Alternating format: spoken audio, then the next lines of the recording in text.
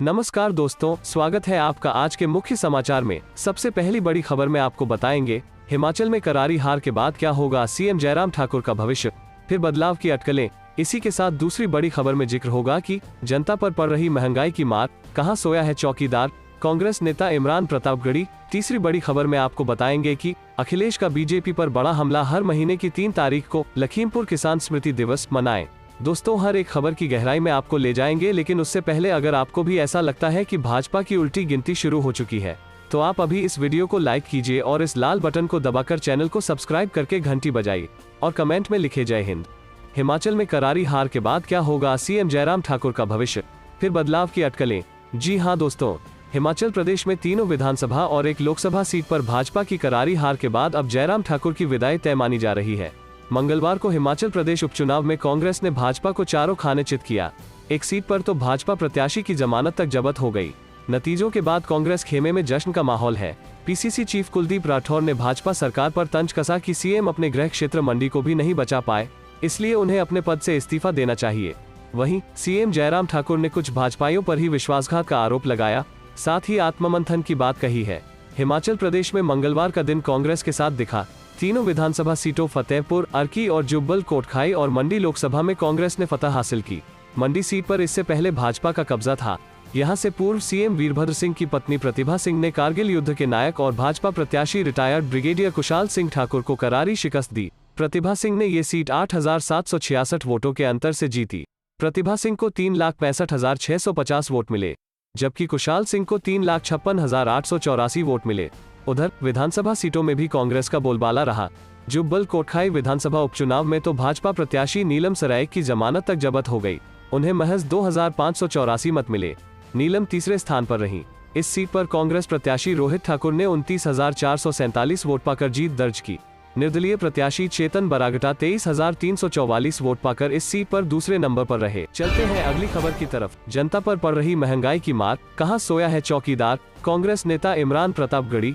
जी हां दोस्तों, कांग्रेस की प्रतिज्ञा यात्रा के सोमवार को उत्तर प्रदेश की वीरांगना नगरी पहुंचने पर आयोजित सभा में केंद्र और प्रदेश की भारतीय जनता पार्टी भाजपा सरकार पर शायराना अंदाज में तीखा हमला करते हुए कांग्रेस के अल्पसंख्यक प्रकोष्ठ के राष्ट्रीय अध्यक्ष और मशहूर शायर इमरान प्रतापगढ़ी ने सवाल किया कि जब भाजपा की नीतियों के कारण जनता महंगाई की जबरदस्त मार झेल रही है, तो ऐसे में देश के चौकीदार कहां जाकर सो गया है। बाराबंकी से अखिल भारतीय कांग्रेस कमेटी की महासचिव और उत्तर प्रदेश प्रभारी प्रियंका गांधी द्वारा यात्रा को रवाना किया गया था। यहां यात्रा समापन के अवसर पर मिनवा टॉकीज के सामने मैदान में आयोजित सभा के मुख्य अतिथि मशहूर शायर इमरान प्रतापगढ़ी ने केंद्र एवं प्रदेश सरकार पर शायराना अंदाज में जमकर हमला बोलते हुए नोटबंदी, डीजल, पेट्रोल के बढ़ते बेहताशा दामों एवं किसानों के साथ सौतेला व्यवहार किए जाने की जमकर निंदा की। उन्होंने प्रियंका गांधी द्वारा महिलाओं को 40% आरक्षण दिए जाने को क्रांतिकारी कदम बताया। विशिष्ट अतिथि राष्ट्रीय सचिव प्रदीप नवाल ने कहा कि उत्तर प्रदेश में भाजपा सरकार की 2022 के चुनाव में हार निश्चित है। जनता कांग्रेस पार्टी की नीतियों की सराहना कर रही है। प्रदेश में कांग्रेस पार्टी की सरकार बनना सुनिश्चित है। विशिष्ट अतिथि पूर्व केंद्रीय मंत्री प्रदीप जैन आदित्य ने कहा कि समाज के प्रत्येक वर्ग का हित सिर्फ कांग्रेस पार्टी में है। बेतहासा महंगाई ने जनता की कमर तोड़ दी है, उनका जीना दुश्वार है। वर्तमान केंद्र सरकार एवं प्रदेश सरकार हर मोर्चे पर फेल है। किसान कांग्रेस प्रदेश अध्यक्ष शिव नारायण परिहार ने कहा कि भाजपा की केंद्र एवं प्रदेश सरकार ने जनता को झूठे वादों में उलझाकर सत्ता पाने का जो गंदा खेल खेला था, जनता अब उसे भली भांति समझ चुकी है और उनकी विदाई सुनिश्चित है। चलते हैं अगली खबर की तरफ। अखिलेश का बीजेपी पर बड़ा हमला, हर महीने की 3 तारीख को लखीमपुर किसान स्मृति दिवस मनाएं। जी हां दोस्तों, समाजवादी पार्टी ने लखीमपुर खीरी मामले में भाजपा की क्रूरता के बारे में लोगों को याद दिलाने के लिए हर महीने की 3 तारीख को लखीमपुर किसान स्मृति दिवस मनाने का आह्वान किया है। समाजवादी पार्टी ने मंगलवार को एक ट्वीट में कहा, उत्तर प्रदेश के समस्त निवासियों, किसानों के शुभचिंतकों और सपा तथा अन्य सहयोगी दलों से अपील है कि अब से हर महीने की 3 तारीख को लखीमपुर किसान स्मृति दिवस मनाएं और लोगों को भाजपा की क्रूरता की याद दिलाएं। 3 नवंबर को सब किसान स्मृति दीप जलाएं और अन्नदाताओं का मान बढ़ाएं। गौरतलब है कि 3 अक्टूबर को लखीमपुर खीरी के तिकोनिया इलाके में हुई हिंसा में 4 किसानों समेत 8 लोगों की मौत हुई थी। इस मामले में केंद्रीय गृह राज्य मंत्री अजय मिश्रा के बेटे आशीष मिश्रा को हत्या के आरोप में गिरफ्तार किया गया है। इस वारदात के बाद विपक्षी दलों ने भाजपा पर जमकर हमला किया। वे इस मामले में केंद्रीय गृह राज्य मंत्री की बर्खास्तगी की मांग कर रहे हैं ताकि मामले की निष्पक्ष जांच हो सके। चलते हैं अगली खबर की तरफ। सांसद दीपेंद्र हुड्डा ने की अपील, इस दीपावली एक दिया अन्नदाता के नाम का भी जलाएं। जी हां दोस्तों, सांसद दीपेंद्र हुड्डा ने आज हरियाणा दिवस के अवसर पर सभी प्रदेशवासियों को राज्य के 55 साल पूरे होने की बधाई दी। उन्होंने अपील करी कि इस दीपावली एक दिया अन्नदाता के नाम का भी जलाएं। सांसद दीपेंद्र सिंह हुड्डा आज मथुरा में कांग्रेस की प्रतिज्ञा यात्रा में बतौर मुख्य अतिथि शामिल हुए। उन्होंने कहा कि पिछले 11 महीनों से ज्यादा समय से कड़ाके की सर्दी, चिलचिलाती गर्मी, बारिश और अब फिर से ठंड झेलते हुए पूरे देश के किसान राजधानी की सीमाओं पर शांति से संघर्ष कर रहे हैं। इस संघर्ष पथ पर अब तक 700 से ज्यादा किसानों की जान कुर्बान हो गई। सरकार ने उन किसानों के परिवारों को सहायता तो दूर संवेदना के 2 शब्द तक नहीं कहे। हुड्डा ने कहा कि देशवासियों का फर्ज बनता है कि इस दीपावली एक दिया अन्नदाता की शहादत के नाम पर जरूर जलाएं और उनके साथ इस लड़ाई में अपनी प्रतिबद्धता दिखाएं। किसान ये लड़ाई सिर्फ अपने लिए ही नहीं बल्कि आम गरीब के लिए भी लड़ रहे हैं। 3 कृषि कानूनों के लागू होने पर आम गरीब की रोटी बड़े सरमाएदारों की मुट्ठी में कैद हो जाएगी। उन्होंने कहा कि किसान आंदोलन को करीब 1 साल होने को है। सरकार को समझ जाना चाहिए कि किसान अपनी मांग मनवाए बिना पीछे हटने वाले नहीं हैं। इसलिए सरकार को हठधर्मिता छोड़कर उनसे बातचीत शुरू करनी चाहिए और किसानों की मांगें मानकर उन्हें अपने अपने घरों पर दीपावली मनाने का मौका देना चाहिए। दीपेंद्र हुड्डा ने कहा कि जिन 3 कृषि कानूनों का देश के किसान विरोध कर रहे हैं उनका ट्रेलर जनता के सामने दिखाई दे रहा है। आने वाले समय में पूरी फिल्म तो और भी भयावह होने वाली है। महंगाई आसमान छू रही है।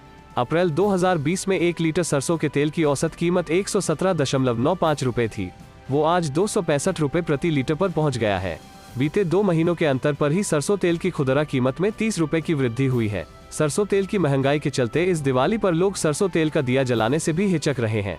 सरसों तेल के अलावा अन्य खाद्य तेलों के दाम में भी साल भर में 40% तक की बड़ी वृद्धि हुई है। डीजल पेट्रोल कीमतों की रोज हो रही वृद्धि तो रुकने का नाम ही नहीं ले रही। वहीं कमर्शियल LPG सिलेंडर की कीमत एकमुश्त 266 रुपए बढ़कर 2000 रुपए प्रति सिलेंडर के पार पहुंच गई है, जिससे छोटी दुकान चलाने वाले दुकानदार तबाह हो रहे हैं। उनकी आमदनी छोड़िए, जेब से पैसा जा रहा है। चलते हैं अगली खबर की तरफ। हरियाणा ऐलनाबाद से अभय चौटाला की जीत पर किसान नेता चहके। SKM ने बीजेपी को दी ये चेतावनी। जी हां दोस्तों, हरियाणा और हिमाचल प्रदेश में उपचुनाव में भाजपा की हार पर अपनी प्रतिक्रिया में संयुक्त किसान मोर्चा SKM के नेताओं ने मंगलवार को कहा कि जब सरकारों की नीतियां जनता के हितों से मेल नहीं खाती हैं, तब क्या होता है, यह उसका संकेत है। उन्होंने हरियाणा के ऐलनाबाद निर्वाचन क्षेत्र इंडियन नेशनल लोकदल के नेता अभय सिंह चौटाला की जीत पर खुशी जताई और कहा कि यह किसानों की जीत है। केंद्र के कृषि कानूनों के विरोध में चौटाला ने जनवरी में विधायक पद से इस्तीफा दे दिया था, जिसके बाद उपचुनाव हुए। मोर्चा के नेताओं ने भाजपा की हार पर बोले, हरियाणा के CM मनोहर लाल खट्टर का यह बयान कि संवाद ही किसी भी आंदोलन का एकमात्र समाधान है और किसानों के संघर्ष के लिए भी यही रास्ता है, बिल्कुल सही है। हालांकि यह भाजपा के पाखंड को दर्शाता है जो प्रदर्शनकारी किसानों के साथ बातचीत फिर से शुरू करने को वो तैयार नहीं है। वार्ता का अंतिम दौर 22 जनवरी 2021 को हुआ था। इसके बाद सरकार ने वार्ता को फिर से शुरू करने से इनकार कर दिया।